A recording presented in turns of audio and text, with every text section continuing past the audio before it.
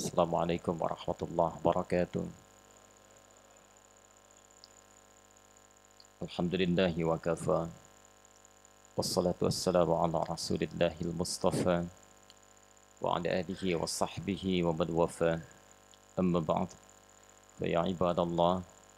Usi nafsi wa iyyakum bitaqwallahi faqad fazal muttaqun. Fala tamutunna illa wa antum muslimun. Faqala ta'ala. Ya ayyuhalladzina amanu taqullaha haqqa tuqatih. Wa la tamutunna illa wa antum muslimun. Saudara-saudariku, Bapak Ibu sekalian, jamaah salat subuh, rahimani wa rahimakumullah. Semoga Allah Subhanahu wa taala senantiasa merahmati dan menyayangi kita semua. Alhamdulillah, kita awali pertemuan kita dengan bersyukur kepada Allah Subhanahu wa taala bahwa kita masih diberikan kesempatan oleh Allah untuk hidup sampai dengan subuh ini. Barangkali ini adalah kesempatan terbaik untuk kita mencoba mengumpulkan amal-amal kebaikan dan menutupi kekurangan-kekurangan yang barangkali pernah terjadi di masa lalu. Bila Allah sudah berikan kesempatannya, tapi juga kita belum mampu memaksimalkannya, maka kiranya berapa lama lagi waktu yang dibutuhkan bagi kita untuk memperbaiki diri. Saya sering sampaikan di berbagai tempat dalam beberapa pertemuan bahwa kita berprasangka baik kepada Allah Subhanahu wa taala. Ada sekian hamba-hamba Allah yang telah menghadap duluan dibanding kita kepada Allah karena mungkin sudah dianggap cukup bekal-bekal kebaikannya dan seringkali diistighfari dosa-dosanya. Karena itu sesuai dengan ajalnya Allah panggil pulang karena dirasakan sudah maksimal perjuangannya. Kita masih membutuhkan salat subuh tadi dan amal-amal selanjutnya yang kita rencanakan mulai subuh ini untuk sekadar memperbaiki keadaan diri kita. Semoga Allah berkenan menerima salat yang telah kita tunaikan dan menjadi sekian amal saleh yang pernah kita kerjakan. Baik, kita akan coba lanjutkan kembali bahasan kita di subuh pekan kedua ini yang sudah masuk pada awal penanggalan baru di bulan dan tahun Hijriah. Ya. Sudah tanggal berapa sekarang? Tiga apa? Masya Allah, Alhamdulillah. Jumadil akhir atau Jumadil akhirah? Yang Jumadil akhir, angkat tangan. Tenang saja, benar tidak dapat hadiah, salah tidak dapat hukuman. Yang Jumadil akhirah, angkat tangan.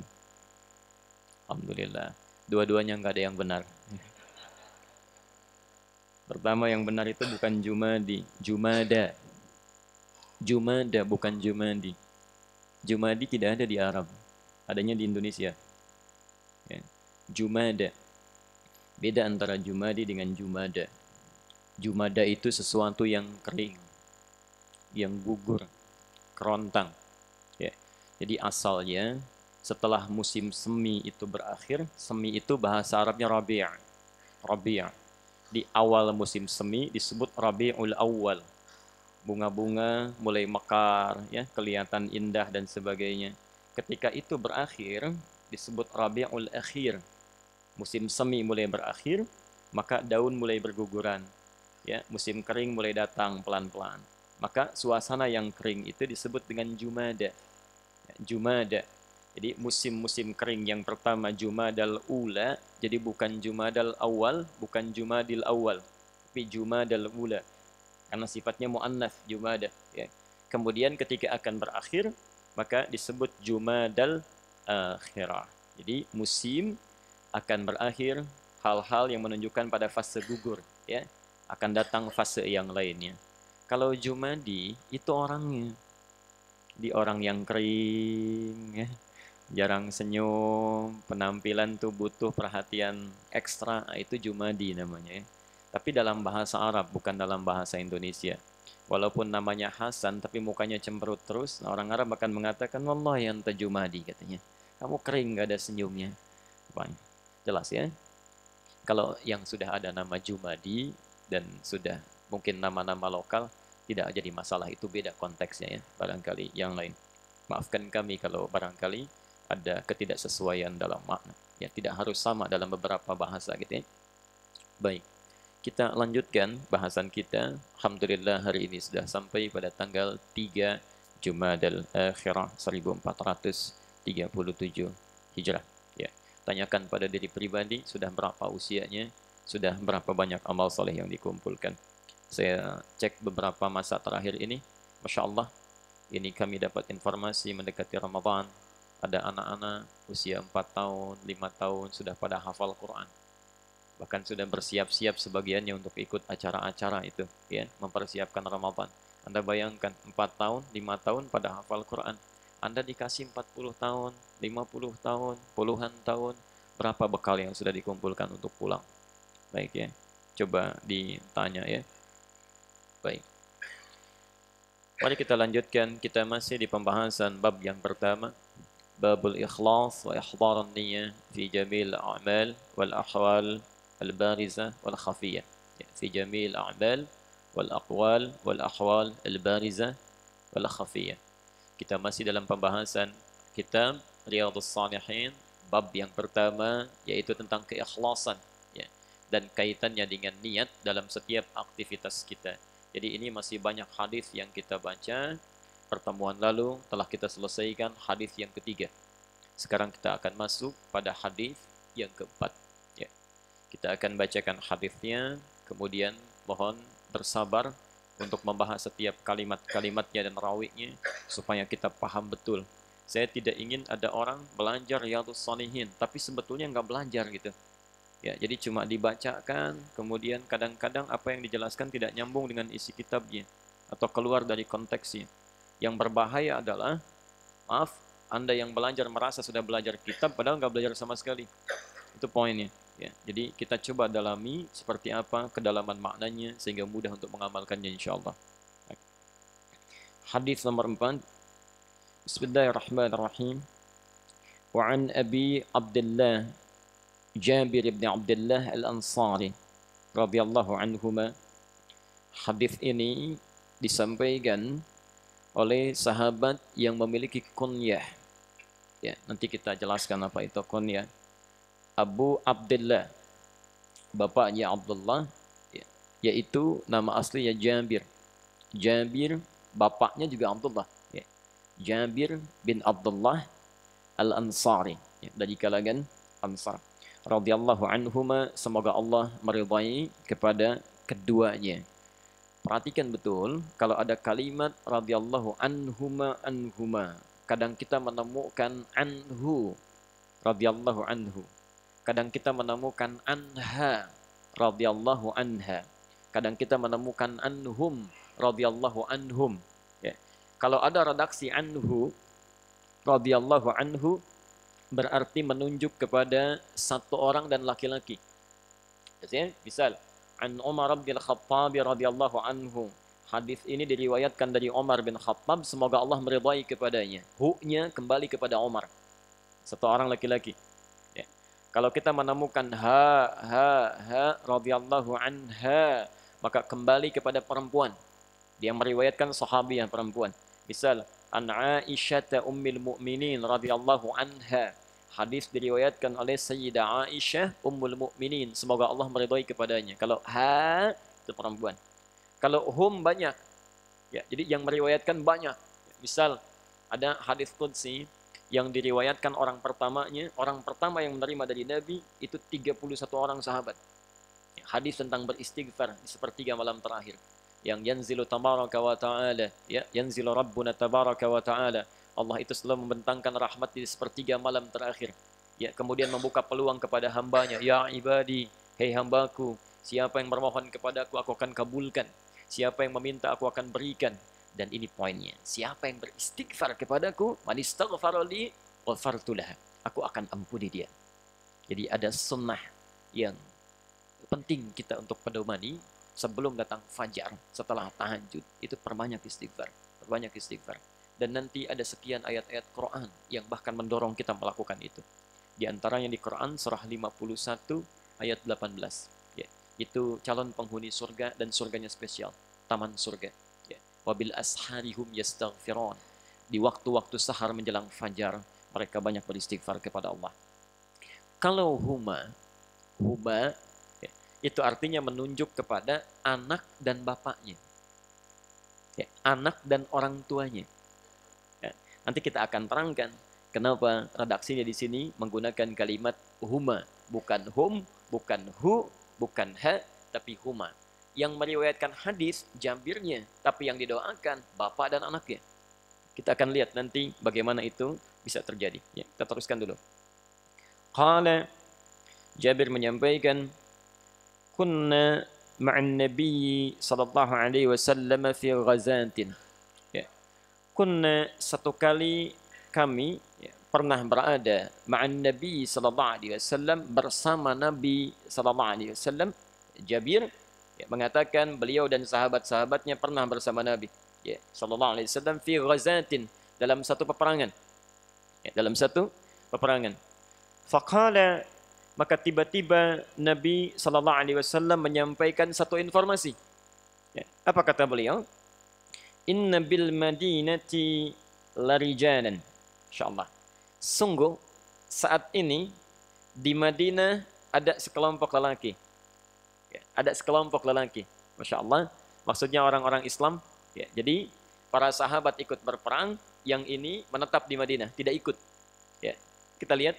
Masirtum masiran. Ya, tidaklah kalian yang sekarang berada di peperangan ini menempuh satu perjalanan. Wala qata'tum wadiyan, ataupun melintasi satu lembah. Illa kanu ma'akum, kecuali dalam setiap perjalanan kalian itu mereka menyertai kita. Insyaallah. Jadi mereka nggak ikutan perang, cuma disebut oleh Nabi bersama kita. Ya, terbayang ya? Jadi sahabat ya, Jabir dengan beberapa sahabat ikut bersama Nabi dalam satu peperangan, melintasi medan-medan yang tidak ringan. Ada sementara kelompok muslim yang tidak ikut dalam rombongan itu, tapi disebut oleh Nabi ikut di dalamnya. Ya, ini nanti yang akan kita bahas kemudian. Habashumul marad. Ya, mereka tidak bisa ikut dengan kita karena mereka terhalang dengan penyakit tertentu. Ya, jelas ya? Nanti kita akan gali hadisnya. Wa fi riwayah, dan dalam riwayat lain, illa syarakukum fil ajr. Ya, maksudnya memiliki pahala yang sama dengan kalian yang sekarang sedang berjuang itu. Ya, Masya Allah. Tidak ikut jihad, tapi memiliki pahala jihad. Nah, yuk kita lihat dulu. Nanti tafsirnya seperti apa. Semoga Allah memudahkan penyampaiannya dan mudah diterima serta mudah diamalkan insya Allah. Bapak Ibu sekalian, seperti kita bahas di awal pertemuan, dalam pembahasan hadis, hadis itu selalu memiliki dua sisi. Ya, dua sayap kalau dalam istilah ulama hadis. Ya.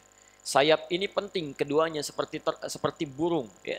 Jadi kalau burung salah satu sayapnya bermasalah, dia nggak bisa terbang. Ya. Jangankan patah, bermasalah sedikit saja, itu belum tentu bisa terbang. Nah, dalam ilmu hadis itu ada dua hal yang harus dipastikan, menentukan satu hadis bisa menjadi hujjah, bisa jadi dalil atau tidak. Ya. Pertama, sayap pertama disebut dengan sanad, yaitu silsilah orang yang meriwayatkan sehingga sampai pada Nabi SAW. Ya, seperti pernah kita bahas dulu, ya, sanad, transmisinya mesti sampai ini. Ya, ini hadis diriwayatkan oleh Imam Muslim. Imam Muslim nggak pernah ketemu Nabi, ketemu Jabir aja belum pernah. Bagaimana bisa nyambung ke Jabir? Nah, itu ada sanadnya. Ya, ini nanti akan menentukan apakah satu hadis dhaif ataukah sahih, atau jangan-jangan maudhu'. Ya, pernah kita bahas itu. Yang kedua nanti setelah paham bagaimana susunan sanadnya, supaya kita pastikan, ya, maaf, jangan-jangan nanti antum bahas sana sini, ternyata hadis itu bermasalah. Ngapain panjang-panjang membahas satu hadis, saya ternyata ujung-ujungnya hadis palsu. Ya. Saya temukan dalam beberapa bacaan yang kami tuangkan juga dalam buku yang pernah ditulis. Ya. Ada orang membahas panjang-panjang dalam kisaran masa yang cukup luar biasa. 1 jam, 2 jam, ada yang dituangkan dalam buku. Cuma menafsirkan, katanya hadis Nabi, makan saat lapar, berhenti sebelum kenyang. Ya. Padahal setelah dicari-cari dalam referensi kitab hadis, tidak ditemukan. Ya. Hati-hati, jangankan di kitab hadis sahih, di kitab hadis palsu aja nggak ada. Tuh, saking palsunya, di kitab hadis palsu nggak ada. Karena cuma ada di satu kisah, itu Ar-Rahmah fit Tibi wal Hikmah. Di kitab karangan Imam Jalaluddin As-Suyuti, kitab tentang cerita itu. ya, tentang cerita. Baik. Jadi tidak ditemukan di dalam kitab-kitab hadis. Nah, ini sanad penting bagi kita untuk menunjukkan apakah hadis ini benar atau tidak. Ya. Jelas sampai sini? Juga nanti untuk membedakan isi kandungan hadis ketika dilacak diterima dari siapa. Ya.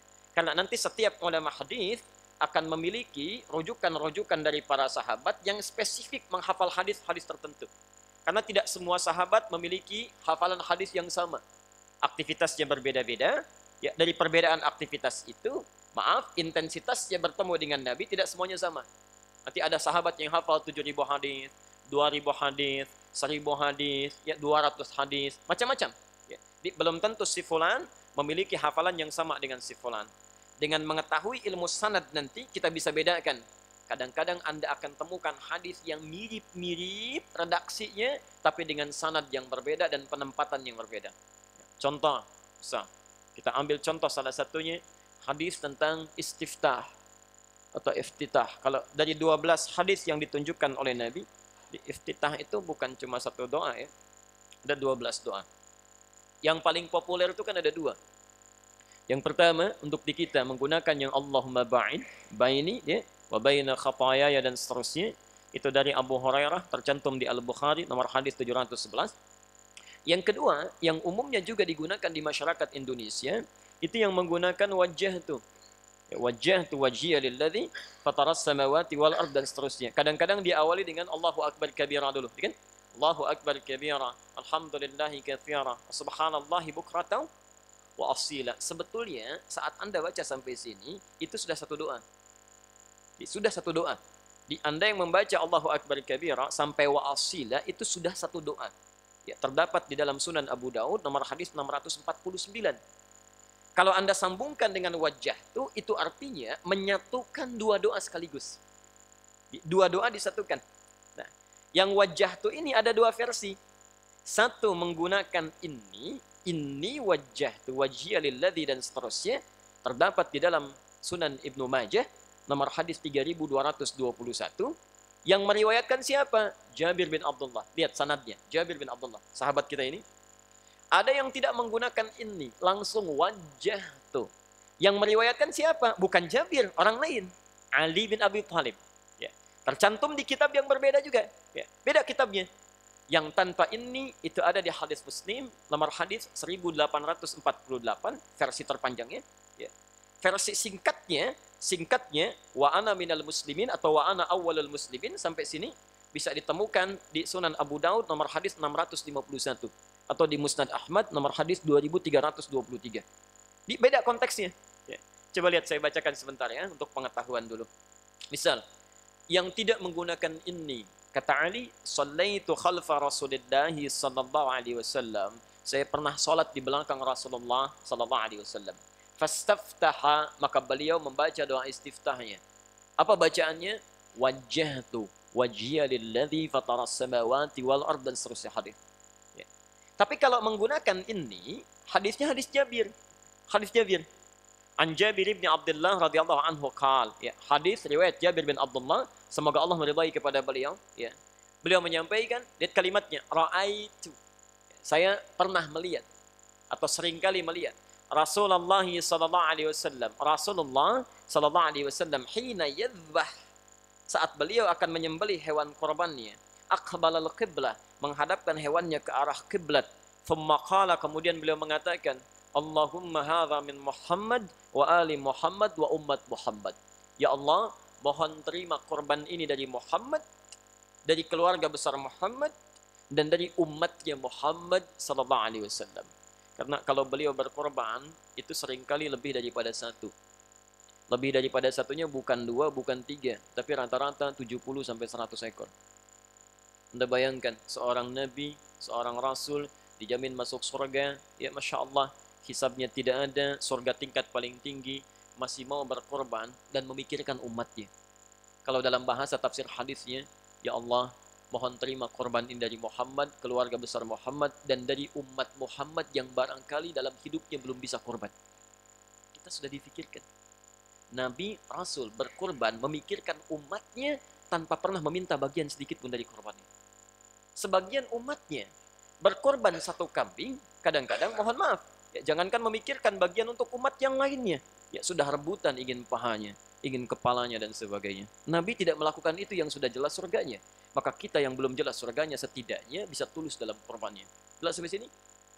Jadi hadis yang menggunakan inni wajjahtu itu tidak terkait dengan iftitah, tapi terkait dengan penyembelihan hewan korban. Jadi mirip-mirip, tapi dengan mengetahui sanad kita bisa lacak itu. Kita bisa lacak. Ya. Yang kedua disebut dengan matan. Ya, seperti pernah kami bahas, matan itu adalah isi, redaksi atau substansi hadisnya. Ada ilmu lain untuk bisa menafsirkan itu. Kadang-kadang Anda lihat hadisnya sahih, tapi saat hadisnya sahih diketahui, penting juga tahu ilmu cara memahaminya. Ya, jadi tidak cukup dengan kita tahu terjemah, tiba-tiba jadi paham misalnya isi hadisnya begini, belum tentu. Ada ilmu-ilmu terapan yang harus digunakan. Ada ilmu untuk membahas sanad, ada ilmu untuk membahas matan. Nah, keduanya itu yang kita gunakan untuk membahas kajian-kajian di hadis-hadis Riyadhus Shalihin ini. Kita terapkan ilmu yang pertama dulu, ilmu sanad, ya, untuk mengetahui siapa sahabat Jabir ini, bagaimana kehidupannya, apa inspirasi yang bisa diambil dari kisah beliau itu, dan mudah-mudahan bisa muncul Jabir-Jabir yang lainnya yang bisa menghidupkan syiar Islam di masa kini. Baik. Baik, mari kita lihat. Nama beliau disebutkan di sini Jabir bin Abdullah Al-Ansari. Jabir bin Abdullah Al-Ansari. Barangkali kita lebih teruskan untuk melengkapi, ya. Jabir bin Abdullah bin Amr, ya, bin Amr bin Haram, dalam riwayat lain disebut bin Hamran, ya.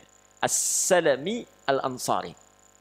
As-Salami Al-Ansari, ya. Jadi beliau itu nama aslinya Jabir, punya bapak namanya Abdullah, punya kakek namanya Amr, Amr punya kakek namanya Haram, riwayat lain menyebutkan Hamran, ya, tinggal di suku daerah Salam, ya, dan beliau dari kalangan Ansar. Kalau Ansar itu berarti tinggalnya di mana? Di Madinah. Nah, nanti kita akan bahas kenapa orang Madinah saat itu disebut dengan Ansar. Baik. Bapak Ibu sekalian, radhiyallahu anhuma. Semoga Allah berikan ridha kepada Jabir dan orang tuanya Abdullah. Kalau ada bahasa dua ini menunjukkan kedua-duanya muslim. Orang tua dan anaknya muslim dan tidak sekedar muslim. Jabir lahir di Madinah, Bapak Ibu sekalian, kurang lebih 15 tahun sebelum hijrah. Jadi sebelum fase hijrah ke Madinah, ya, Jabir itu sudah lahir 15 tahun sebelumnya. 15 tahun sebelum hijrah. Pelan-pelan, jelas sampai sini? Baik, saya persingkat saja. Ketika Nabi SAW kemudian hijrah ke Madinah, ya, bapaknya Jabir, Abdullah juga sudah masuk Islam, ya, dan berikrar kepada Nabi SAW untuk menjadi pembela beliau dan menebarkan Islam di daerah Madinah sana. Ya. Apa yang terjadi? Insya Allah. Ini hebatnya sahabat. Saya sering kali ulang-ulang kisah ini untuk memotivasi. Anda bayangkan Bapak Ibu sekalian, seorang sahabat hidup di zaman Nabi. Bahkan nanti umumnya mereka syahid, wafat sebagai syuhada. Dan nanti bapaknya Jabir pun itu wafat dalam perang Uhud. Abdullah ini, ya, wafat dalam perang Uhud dan syuhada, termasuk kalangan syuhada, syahid. Ya.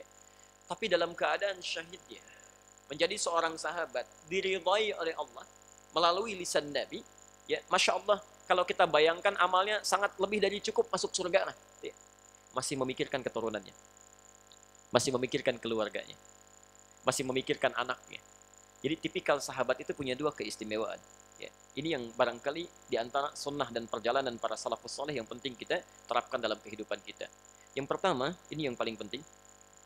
Umumnya para sahabat itu akan berlomba untuk mengumpulkan amalan yang bersumber dari Nabi. Hati-hati ya, ini yang paling penting kita dapatkan. Dan coba praktekkan dalam kehidupan. Ya. Mereka akan saling susul itu. Saling susul. Sifatnya tidak mau ada seorang sahabat ketinggalan informasi yang tidak didapatkan dari Nabi. Ya. Jangankan wahyu turun, hadis Nabi pun itu sementara mereka mesti dapat tuh. Nabi nyampaikan apa hari ini? Akan mereka kejar. Ya. Anda bayangkan, kalau tidak sempat misalnya bapaknya dapat, maka anaknya akan dikirim untuk belajar. Ya. Bukankah pernah saya kisahkan dulu kisahnya Abbas, paman Nabi, keluarga Nabi, kisahnya Umar bin Khattab, ya. Kisahnya Malikah yang punya anak Anas bin Malik itu, Ya, termasuk ini. Abdullah punya anak namanya Jabir. Abdullah itu ahli perang. Sering ikut perang. Ya. Jadi sifat itu ditanamkan pada anaknya. Tanamkan pada anaknya untuk ikut jihad, ya, disemangati dan sebagainya. Bahkan pernah nanti anaknya dalam satu peperangan ingin ikut, ya, dan kemudian tidak diizinkan baik oleh ayahnya ataupun oleh Rasulullah SAW karena ada di rumah yang harus dijaga. Ya. Nanti di Al-Adabul Mufrad, ya, Anda bisa belajar dalam situasi jihad pun, ya, ada kepentingan-kepentingan tertentu yang lebih di atas jihad fi sabilillah dalam arti perang.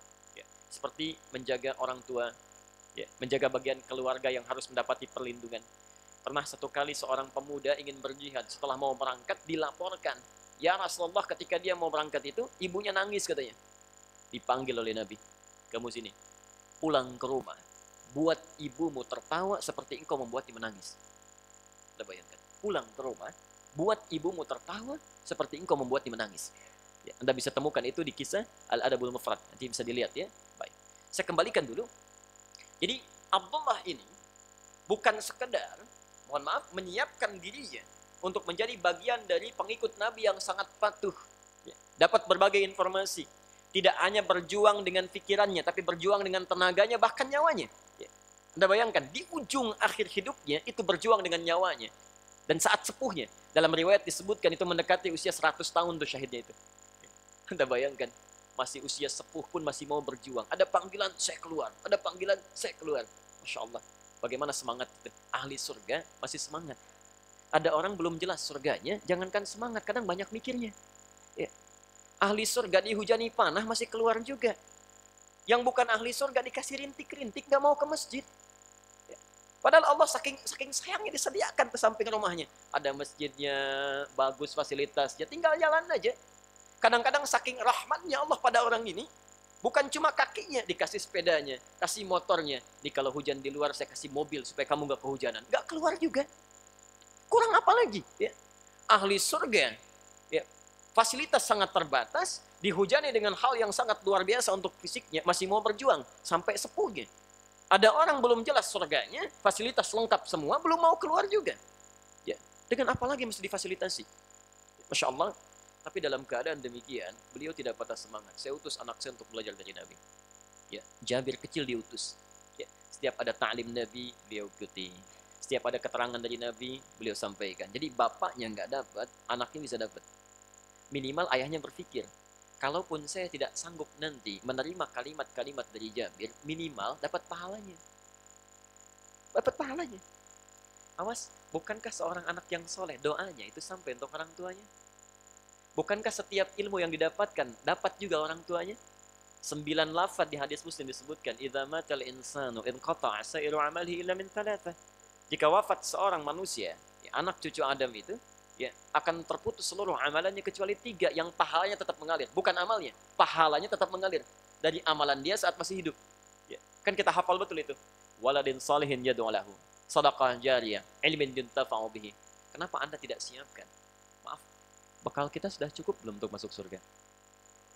Siapa yang sudah banyak amalnya barangkali? Boleh angkat tangan? Tidak ada, yang sedikit. Tuh, ya. Awas, tidak banyak yang ngacung itu saking sedikitnya tuh. Ya. Sudah tahu amalnya sedikit, belum siap masuk surga, kenapa tidak berinvestasi? Saya kadang-kadang suka aneh itu, ya. Ya. Suka sulit untuk memahami, gagal paham lah kalau dalam istilah sekarang itu. Anda bayangkan, ya, yang sedikit, yang tidak dibawa pulang, dicari-cari.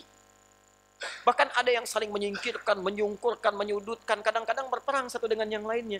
Yang banyak, yang pasti dapatnya, nggak pernah dicari. Coba antum cari dunia banyak-banyak, kan nggak dibawa pulang tuh. Coba cek, antum cari banyak-banyak, dibawa pulang nggak?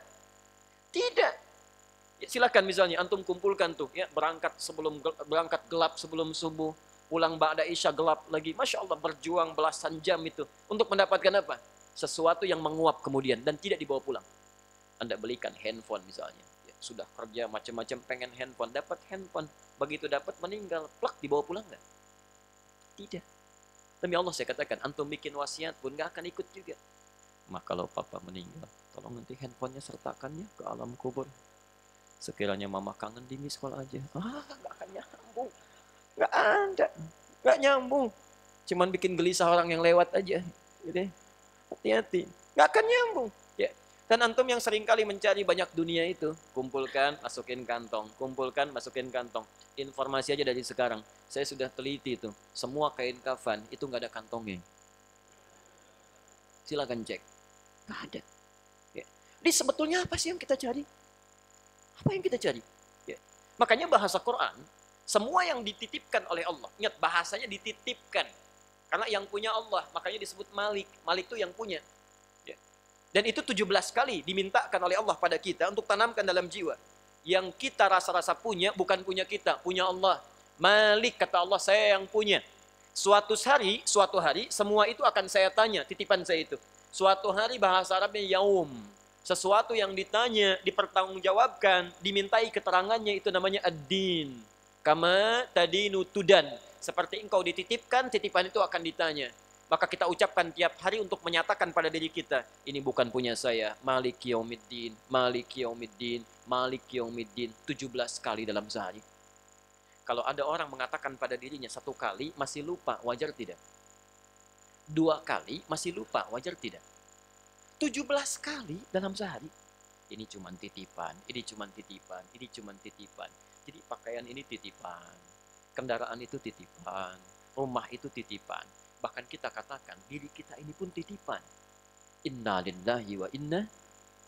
Itu bukan saat ada orang meninggal saja, bukan. Itu ikrar kita.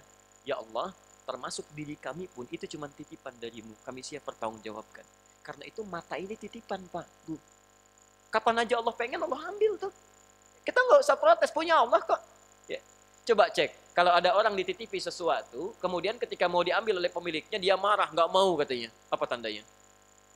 Dan apa maknanya? Tidak jelas orang itu. Yang punya mau ngambil, wajar dong. Mata kita punya siapa? Boleh nggak Allah ngambil? Kenapa antum mesti marah? Ya.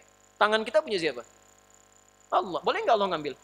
Terserah Allah, mau diambil kapan saja. Mau sebelum meninggal, mau setelah meninggal, terserah Allah. Tapi yang penting Anda tahu, setiap titipan saat dikembalikan itu pasti akan diperiksa, akan ditanya, akan dilihat. Ya, seperti saya titipkan handphone kepada Anda, ketika dikembalikan pada saya, misal ada yang pecah, ya, sebagian ada yang rusak, bagaimana perasaan saya? Allah menitipkan pada kita, misal saja, maaf ya, titipkan mata. Mata ini kan dititipkan oleh Allah supaya kita punya bekal menggunakan itu pada yang baik-baik. Nanti akan ditanya. Ingat ya, mata ditanya. Telinga ditanya, Quran surah 17 ayat 36 itu. Ditanya itu semua. Ya, hati-hati. Inna sam'a wal basara wal fu'ada kullu ulaika kana anhu mas'ula.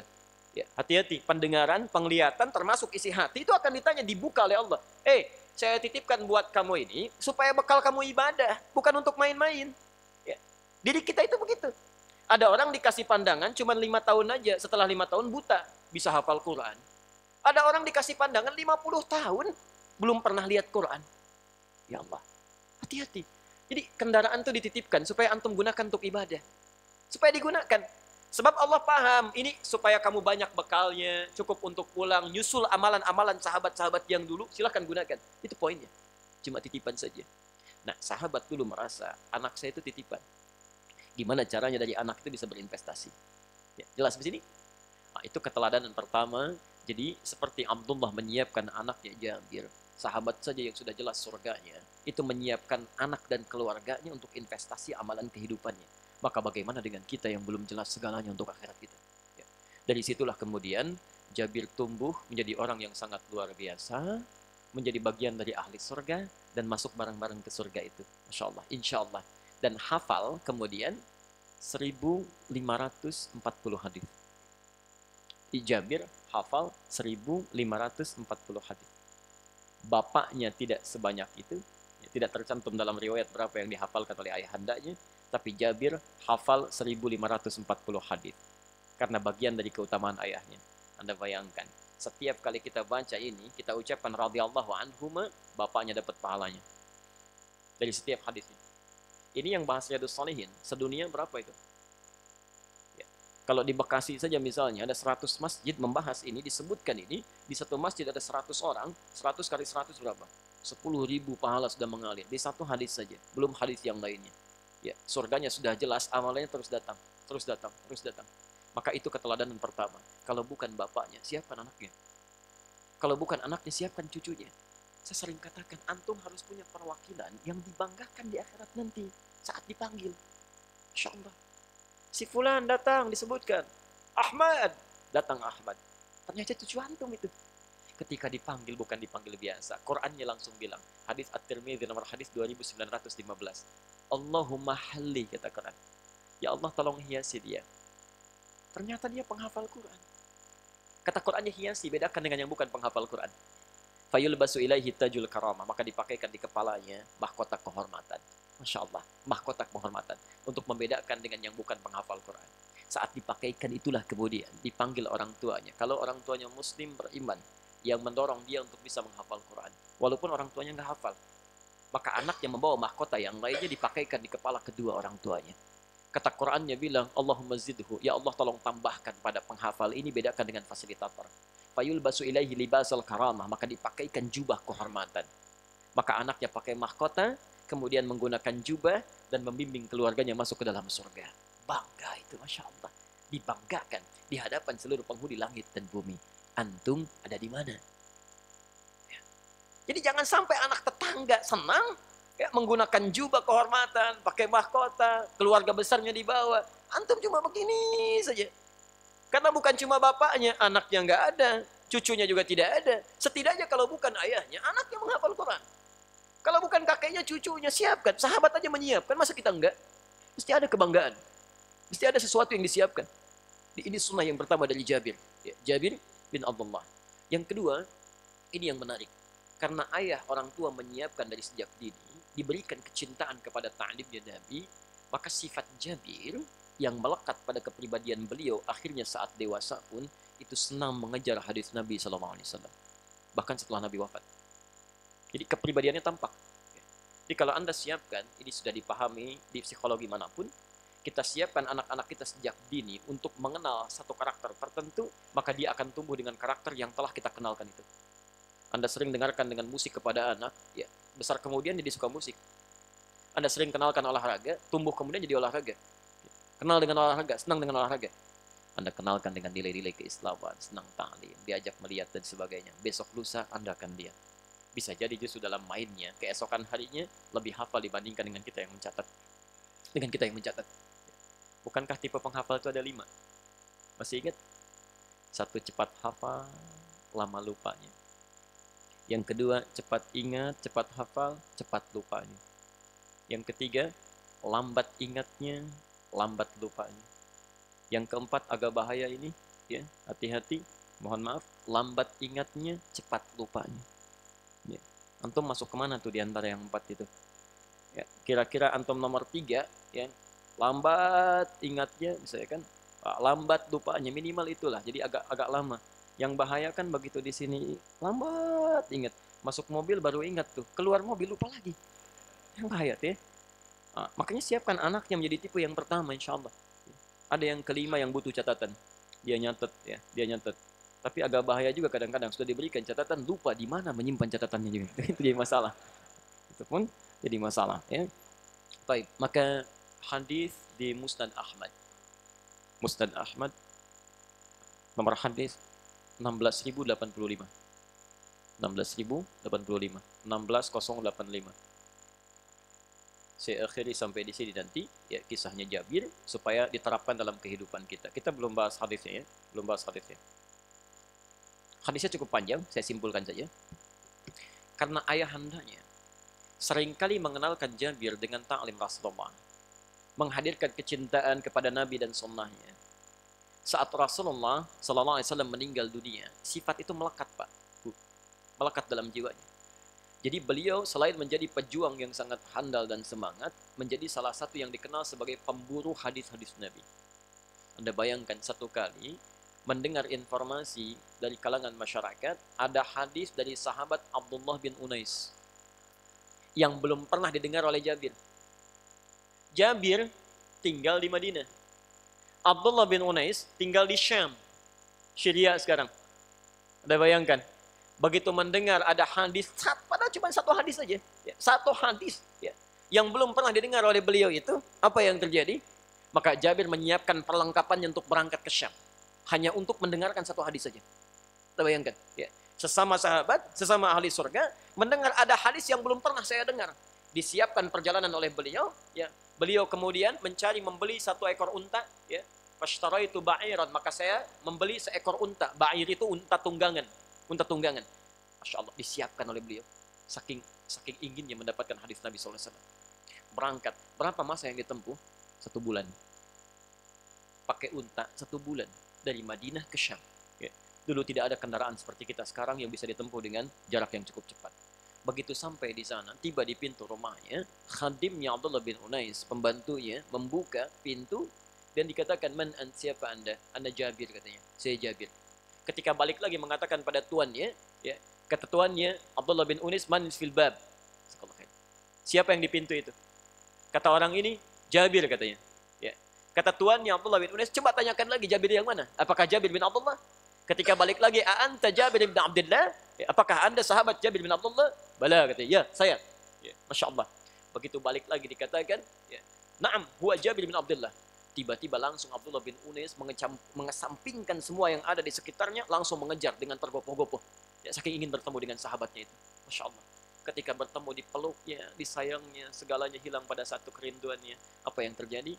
Kata Abdullah bin Unais, bertanya sederhana saja. "Ada keperluan apa sampai jauh-jauh kemari?" Lihat jawaban Jabir. "Saya mendengar kamu punya hadis yang belum saya dengar sampai hari ini. Kamu punya satu hadis yang belum saya dengar sampai hari ini. Saya ingin mendengarnya langsung sebelum saya meninggal duluan atau kamu meninggal duluan. Takutnya sebelum saya pulang, saya belum tahu hadis itu." Anda bayangkan. Sahabat Nabi, hidup di zaman Nabi, berjuang dengan jiwanya. Ketika menemukan satu hadis Nabi yang sangat jauh, keadaannya terbatas, menyiapkan bekalnya untuk bisa memburunya. Khawatir meninggal dunia belum sempat mendapatkannya. Takut ditanya oleh Nabi, "Kamu itu kenapa nggak dicari hadis saya? Kamu kan masih hidup. Ya, kamu punya kemampuan, kenapa nggak diburu? Nggak dikejar?" Dia siapkan dirinya. Sehingga ketika dihisab tuh ringan, ketemu nabinya enak. "Ya Rasulullah, saya sudah berjuang bertemu Anda sekarang ini. Saya kejar apapun yang saya dapatkan." Sekarang lihat, bukan di sini.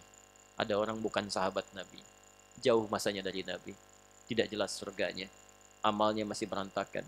Hisabnya masih menegangkan. Saking sayangnya Allah, ditempatkan di sekitar rumahnya taklim-taklim yang bukan cuma mengajarkan satu hadis. Kadang ada yang 2 hadis, 3 hadis, 10 hadis. Ustadznya datang sendiri. Kadang-kadang ada snacknya, ada sarapannya. Belum mau belajar juga. Sahabat Nabi aja belajar. Masa ada orang bukan sahabat gak mau belajar? Ya. Dan Allah saking sayangnya kasih kelengkapannya tuh. Ada yang dikasih motor, kasih mobil, kasih kendaraan yang lainnya. Jalan kaki pun gak terlampau jauh. Jaraknya kan sederhana tuh. Ya.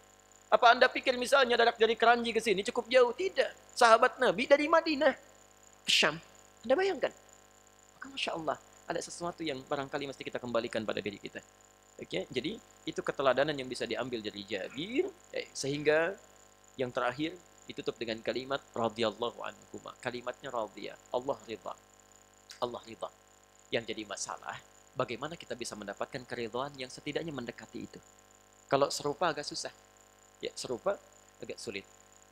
Tapi kalimat terakhir kita tutup di sini. Al-Ansari. Al-Ansari dari kalangan Ansar. Berarti orang mana? Baik. Apa artinya Ansar? Nah, itu yang kita lihat nanti ya. Kita lihat sekarang. Quran surah ke-59 ayat 9.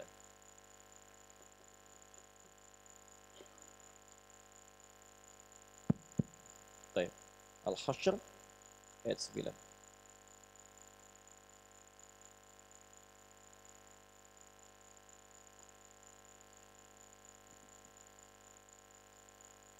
Baik, kita lihat. Al-Ansari.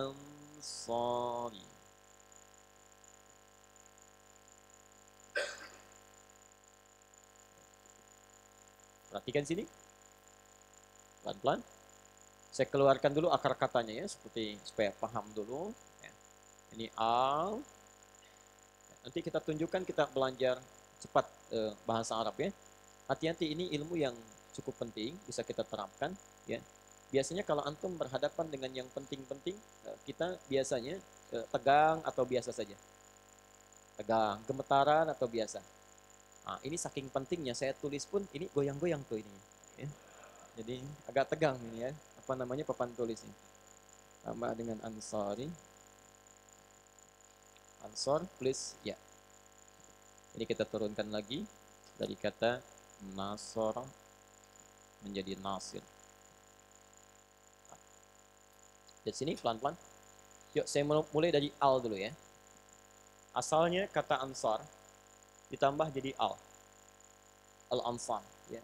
Al itu salah satu maknanya berfungsi untuk ta'rif, ma'rifah, mengkhususkan sesuatu. Ya. Saya sering contohkan seperti artikel the dalam bahasa Inggris padanannya. Ya. Car, banyak tuh di luar. Ya. The car, yang itu bukan yang lain. Seakan-akan ingin mengatakan, kalau ada ansor-ansor yang lain, bukan ansor yang umum, tapi ansor yang khusus, yang hadir di zaman Nabi SAW. Di tidak setiap orang Madinah yang ada sekarang disebut dengan ansar. Tidak ya? Ketika menggunakan kalimat al, maksudnya al-ansari, maksudnya kalangan ansor yang khusus, yang hadir di zaman Nabi SAW. Yang punya sifat-sifat yang utama. Jelas di sini? Tugas kita nanti meneladaninya. Teruskan pelan-pelan. Kemudian, ditambah dengan ya nisbah. Ya, di ujungnya. Ya ini disebut dengan nisbah. Nisbah. Apa itu nisbah? Ya. Nisbah itu satu huruf yang berfungsi untuk menyandarkan pada kalimat sebelumnya. Melekatkan identitas biasanya. Ya, menunjuk pada identitas. Identitas. Bisa, saya beri contoh. Kita tinggal di negara apa? Negaranya Indonesia. Kalau kita ingin menunjukkan identitas kita, ya orang Indonesia, maka A di ujungnya diganti dengan I. Ya, seperti ini Ansor ditambah dengan ya I, ya Ansori, orang Ansar. Kita ingin katakan orang Indonesia, misalnya kan, tulis begini. Baik. Indonesia ganti ya-nya di akhir dengan I, ya. Indonesi. Indonesia, orang Indonesia. Amerika, negara Amerika, orang Amerika, Ameriki, jelas ya? Baik, Malaysia, negara Malaysia, orang Malaysia, Malizi, jelas ya? Filipin, Filipina, orang Filipin, Filbini, tambah i ujungnya, ya, jelas ya? Baik, pelan-pelan. Bukhara, dari Bukhara, orang Bukhara, Bukhari, jadi ada Al-Bukhari, ya. Beliau dari Bukhara, bukan namanya Bukhari, bukan. Ya, dari Bukhara. Nama aslinya siapa? Misalnya Muhammad, ya, Muhammad bin Ismail bin Ibrahim bin Al-Mughirah bin Al-Bardizbah Al-Ju'fi Al-Bukhari. Ya, dari kota Bukhara. Baik. Antum dari Assalam Jalan Jatiluhur, ya. Dari Jatiluhur. Baik, tambah i ujungnya, di ujung kalimatnya. Al-Jatiluhuri. Ya. Baik. Dari Jaka Permai? Al-Jaka Permai. Nah, kurang lebih demikian ya. Baik. Silakan masing-masing tinggal pulang aja. Dari Perumnas pulang ke rumah. Ya. Siapa nama Bapak? Saya Doni Al-Perumnasi. Boleh ya. Nasinya apa Pak? Nasi uduk apa nasi apa? Ada macam-macam ya. Nah, jelas. Lihat sini. Sudah? Baik. Sekarang yuk kita lihat. Ansar. Ini pentingnya. Apa itu Ansar? Dari kata Nasara. Nasara itu artinya yang menolong secara total. Yang menolong secara total. Total. Ya. Jadi kalau sudah disebut total itu, maaf ya, kalau sudah disebutkan total, kadang-kadang untuk dirinya pun bisa diberikan untuk orang lain. Ya. Dia punya sesuatu, tapi melihat orang lebih butuh, maka dia akan berikan kepada orang yang lebih dibandingkan dia, sekalipun dirinya barangkali membutuhkan itu. Ya, jelas ya? Baik. Makanya bahasa Qur'annya bisa ditemukan di situ, wa yu'thiruna ala anfusihim walau kana bihim khassasah. Bahkan mereka rela meninggalkan apa yang mereka butuhkan supaya temannya bisa dapat sesuatu. Insyaallah. Ini yang luar biasa. Orang yang disebut dengan Nasir, pelan-pelan, jamaknya disebut dengan Ansar. Jadi ingin menunjukkan kepada kita bahwa di zaman Nabi SAW ada satu perilaku yang tidak biasa.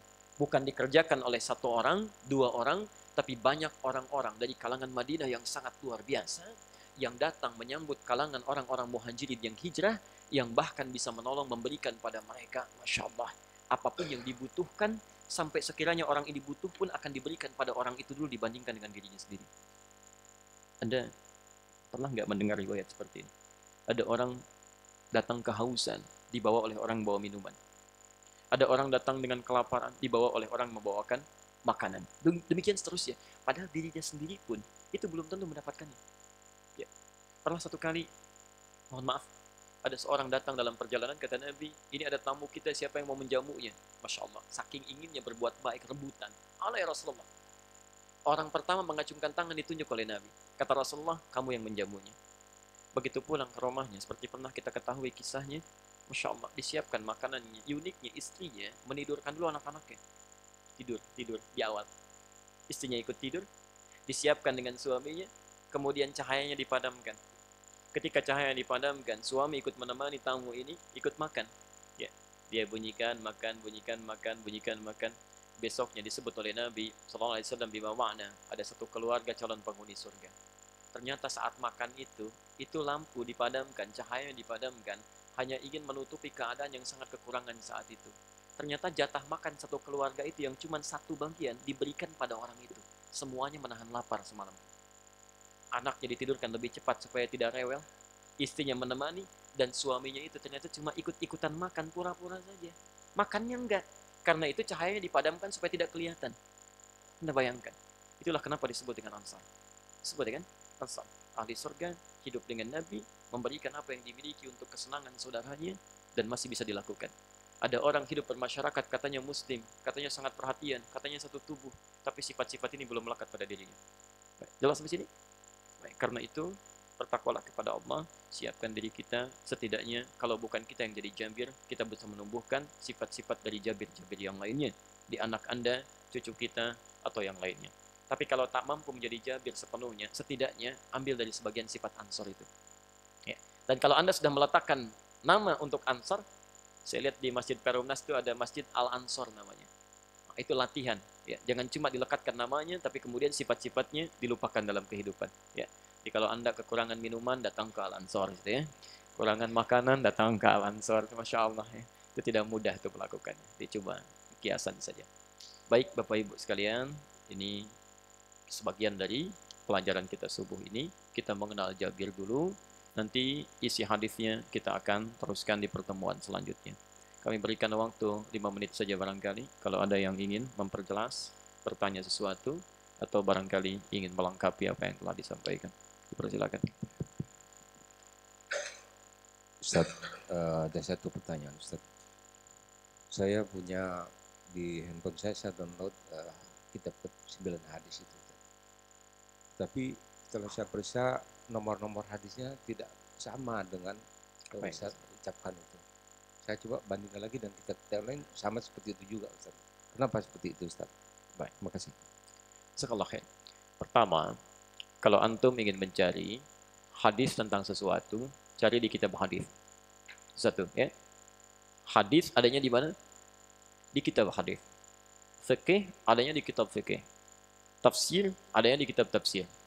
Ini bagian pertama, ini penting untuk diketahui. Ya. Jadi kalau kita ingin kembalikan satu hadis, cari di kitab hadis. Itu yang pertama. Yang kedua, ada 2 jenis kitab hadis. Pertama, ada yang disebut dengan masdar. Masdar itu sumber, referensi yang paling utama. Ya, ide kitab-kitab yang paling primer, yang paling pokok. Ya. Yang kedua disebut dengan marja. Marja itu rujukan, tapi bukan kitab asli. Seperti ini misalnya. Ini marja namanya, bukan masdar. Jadi jangan katakan misalnya didapati sebuah hadis ya, diriwayatkan oleh si fulan, bisa dilihat di Riyadhus Shalihin. Ah, itu kurang tepat kalau dalam penelitian ilmiah. Ya, harus dikembalikan kepada sumbernya. Ya, sumbernya, nomor hadis sekian di kitab sumbernya. Yang kedua sifat marja adalah ikhtisar. Singkatan atau ringkasan-ringkasan. Nah, ketika suatu kitab diringkas, itu akan beda dengan kitab aslinya. Di antara perbedaan yang paling mencolok adalah penomoran hadisnya. Ya, penomoran hadisnya. Baik, saya berikan ilmu dasar dulu. Bapak Ibu sekalian, yang pertama kali penting diketahui, hadis saat dituliskan oleh penulisnya itu tidak ada urutan nomornya. Jelas ya? Tidak ada urutan nomornya, ditulis saja begini. Ditulis. Datang kemudian para sejarawan-sejarawan muslim, cendekiawan-cendekiawan muslim, pelajar muslim, yang kemudian mengurutkan itu supaya mudah diketahui. mudah dipahami, dan mudah diklasifikasikan. Di antara yang datang kemudian dengan metodologi yang sistematis mengumpulkan dan memberikan nomor, namanya Muhammad Fuad Abdul Baqi. Muhammad Fuad Abdul Baqi. Ya. Salah satu pentahqiq hadis dan kitab-kitab bahasa. Dikumpulkan oleh beliau, diruntut jadi satu-satu, ya. Kemudian diberikan nomor-nomor untuk memudahkan kita untuk merujuknya. Jelas ya? Ya, sebelumnya tidak ada nomornya. Tapi untuk memudahkan kita merujuknya diberikan penomoran itu. Ya. Dilihat dan seterusnya. Nanti ada dua sistem penomoran. Sistem pertama yang disebut oleh Muhammad Fuad Abdul Baqi dan dituliskan oleh beliau itu untuk memudahkan kita untuk menemukan hadis-hadis secara sistematis. Ya. Kalau Anda ingin urut nomor berapa, dan seterusnya. Jelas sampai sini? Baik. Yang kedua nanti penomoran secara internasional, menunjukkan kepada bab-bab tertentu. Ya, jadi per bab penomorannya, Pak. Ya, per bab. Ya. Ada dua perbedaan di antara unsur dua penomoran itu. Jadi yang oleh Muhammad Fuad Abdul Baqi dengan penomoran versi yang internasional ada perbedaan sesuai dengan keinginan kita untuk menggalinya. Apakah Anda ingin menggali hadis per babnya sesuai topiknya, ataukah ingin melihat hadis sesuai dengan urutannya saja? Ya, di Al-Bukhari ada berapa hadis, urutkan itu Muhammad Fuad Abdul Baqi. Tapi kalau kita cuma lihat Kitabul Iman ada berapa hadis di situ, penomoran internasional. Baik. Jadi kalau Anda merujuk pada kitabnya Muhammad Fuad Abdul Baqi, kemudian dicari di penomoran internasional, kadang-kadang ada perbedaan di situ. Satu itu. Yang kedua, ini masih kitab ya. Saya belum masuk kepada aplikasi. Hati-hati. Ini masih kitab, belum masuk pada aplikasi. Yang kedua adalah ikhtisar. Ikhtisar itu ringkasan. Hadis yang tercantum dalam satu bab, kadang-kadang hadisnya tidak satu. Ya. Saya beri contoh misal. Ya. Hadis tentang bismillah saja ada 70 hadis. Ya. Hadis tentang makan setidaknya ada 10 hadis. Hadis tentang misal kita pernah belajar ya, yang dipotong itu kuku saat 10 hari pertama ya, di bulan Zulhijjah itu yang tidak boleh dipotong kukunya, kuku hewan atau kuku orangnya? Kuku orang ada berapa hadis tuh? Lebih daripada satu hadis, setidaknya ada 5 hadis. Ya, dengan substansi yang sama, diriwayatkan oleh orang-orang yang berbeda, mengerucut pada orang yang sama. Riwayat orangnya beda-beda, tapi bersumber dari satu yang sama. Ya. Nah, dalam ringkasan hadis, yang banyak hadis ini diringkas. Ringkas itu bukan meringkas isinya, tapi meringkas kuantitasnya. Ini kalau tebal-tebal, barangkali susah orang bawanya. Satu bab ada 5 hadis, isinya sama semua. Karena saling menguatkan di situ, disebut dengan syahid. Ya sudah, saya ambil satu saja untuk pedoman. Dari 5 diambil satu. Jadi kalau misalnya bab pertama ada 5 hadis, diambil satu, bab selanjutnya 10 hadis diambil satu, akan berpengaruh tidak pada penomoran? Sangat berpengaruh. Karena itu, jika Anda merujuk kepada ringkasan kitab hadis, akan jauh beda dengan sumber hadis utamanya. Nomor akan lain. Yang jadi masalah, kalau dari kitab saja bisa beda satu dengan yang lainnya, kalau merujuk pada sumber yang tidak sama, apalagi dari aplikasi. Antum lihat hadis di Google, lihat hadis di aplikasi, lihat hadis itu di kitab hadis. Ya. Karena itu, kalau ingin melihat aplikasi, maka dilihat aplikasi yang bersumber dari kitab yang sama. Itu akan sama didapatkan, Pak. Nah, kalau mau, kami punya satu program, ada sekitar ratusan ribu kitab di situ, termasuk kitab hadis, ya, yang cukup lengkap. Ya, Al-Maktabah Syamilah yang paling lengkap. Di antara keutamaannya, di situ keunggulannya, ada yang langsung nasakh scan dari kitab aslinya, di scan. Jadi keunggulannya begini, ada 3 versi di situ. Versi pertama manuskripnya, di kitab pertama aslinya mereka scan manuskrip. Ya. Yang kedua adalah salinannya, salin. Kalau menyalin kan, maaf, manusia kadang-kadang ada unsur kealpaannya. Ya, sedang ngantuk tak berubah gitu kan, tiba-tiba bisa begitu. Nah, untuk bisa mendukung orisinalitas dari tulisan dan penyalinannya, maka di-scan dari kitab aslinya. Ya, terutama pada pelajar-pelajar yang membutuhkan referensi, sulit bertemu satu kitab misalnya kan, menemukan dicari-cari, bisa ngambil dari situ. Jadi bisa menemukan untuk manuskripnya, bisa lihat scan aslinya, dan saat yang bersamaan bisa menukil dari sebagiannya kalau sekiranya ingin mengcopy dari situ, tapi dicocokkan kembali dengan kitab aslinya. Mana yang saya gunakan? Yang saya gunakan adalah kitab sumber, Pak. Kitab sumber. Ya, sekalipun mesti mencari, saya tidak akan mencari pada sumber-sumber yang sifatnya aplikasi. Karena kadang-kadang ada sedikit distorsi atau pergeseran dalam beberapa hal. Kecuali sumber-sumber atau aplikasi yang sudah dipastikan sama dengan kitab aslinya. Maka itu yang bisa dirujuk. Sekira jelas ya? Baik. Jelas sampai sini? Baik. Cukup ya? Baik, kalau sudah dipandang cukup, kami cukupkan dulu untuk gambaran pertemuan hari ini. Bapak Ibu sekalian, izinkan saya menyampaikan beberapa pesan. 1, apa yang kita pelajari itu bukan untuk sekedar diketahui. Rugi kalau cuma seperti itu. Pahalanya sedikit. Tapi semua yang kita dapatkan dari pengetahuan itu untuk kita amalkan. Maka ilmu yang kita dapatkan hari ini tentang Jabir, mari kita siapkan untuk keluarga kita. Mudah-mudahan kalau bukan keluarga saya, mungkin keluarga antum yang memiliki Jabir-Jabir selanjutnya. Ya. Yang kedua, ini yang paling penting, tidak hanya menyiapkan Jabir, tapi sifat-sifat yang melekat pada Jabir. Kecintaannya terhadap ilmu, kecintaannya pada sunnah Nabi SAW, dan perjuangannya dalam mempertahankan apa yang sudah beliau dapatkan itu. Itu yang kita praktekkan dalam kehidupan. Dan yang terakhir, maaf, jangan soleh sendirian. Saya ulang, jangan soleh sendirian. Diajak keluarga besar, siapkan. Bapak yang sudah ke masjid berjamaah, sudahkah bisa mengingatkan putranya? Ya, jangan-jangan antum begitu peduli dengan tetangga yang jauh, anak sendiri nggak diajak. Ibu yang sudah berhijab dengan baik, sudahkah bisa juga menyiapkan putrinya? Jangan-jangan teman-teman dikejar-kejar, diingatkan berhijab, dia berhijab, anak sendiri nggak pakai hijab. Hati-hati, ya. Dan kemudian tebarkan kebaikan dalam lingkungan kita, ajak dengan kelembutan, minimal didoakan. Jangan-jangan antum sering mencela tetangga atau kadang-kadang usil dengan gelisah, ya, maaf menyebutkan mereka. Pernahkah mereka didoakan supaya bisa ikut ta'lim di kesempatan yang sama, belajar yang sama dan sebagainya, supaya kita mendapatkan pahala yang lebih. Dan yang terakhir, inti dari pelajaran adalah untuk diamalkan.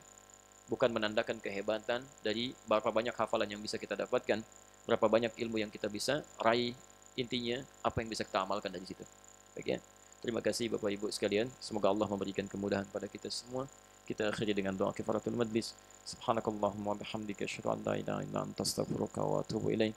Wa akhiru da'wana alhamdulillahi rabbil alamin. Allahu minkum. Assalamualaikum warahmatullahi wabarakatuh.